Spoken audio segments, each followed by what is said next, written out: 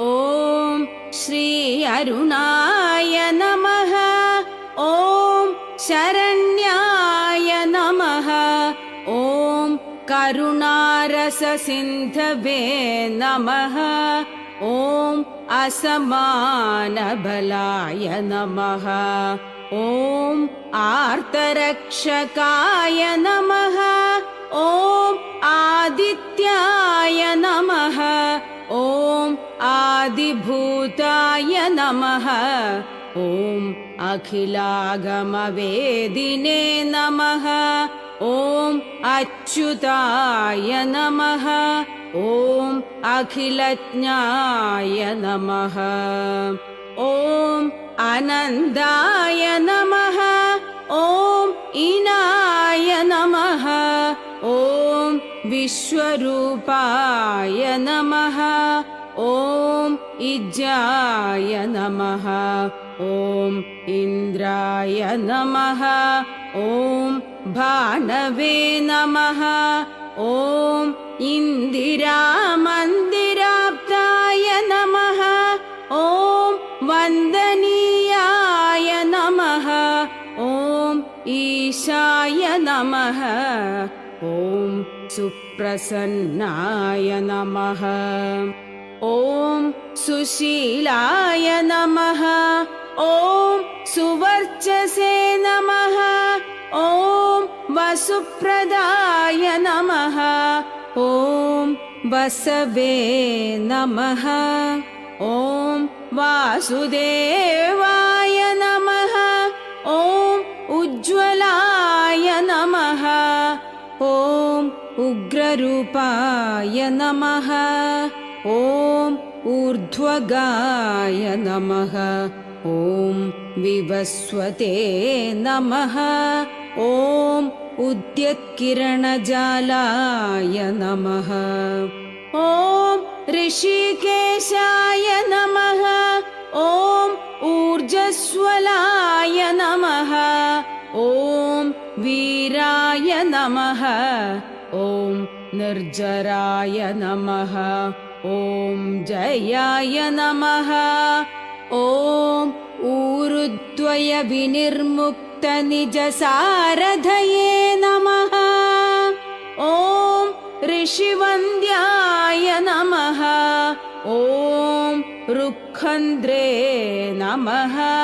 ॐ ऋक्षचक्रचराय नमः। ॐ ऋजुस्वभाववित्ताय नमः। ॐ नित्यस्तुत्याय नमः। ॐ ऋकारमातृकावर्णरूपाय नमः। ॐ उज्ज्वलतेजसे नमः।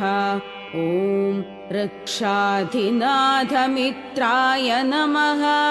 ॐ पुष्कराक्षाय नमः। ॐ लुप्तदन्ताय नमः। ॐ शान्ताय नमः। ॐ कान्दिदाय नमः। ॐ घनाय नमः। ॐ घनत्कनकभूषणाय नमः। ॐ गद्योदाय नमः। ॐ लूनिताखिलदैत्याय नमः। ॐ सत्यानन्दस्वरूपिणे नमः। ॐ अपवर्गप्रदाय नमः। ॐ आप्तशरण्याय नमः। ॐ एकाकिने नमः। ॐ भगवते नमः। ॐ सृष्टिस्थितिकारिणे नमः। ॐ गुणात्मने नमः। ॐ घृणिभृते नमः। ॐ बृहते नमः। ॐ ब्रह्मणे नमः। ॐ ऐश्वर्यदाय नमः।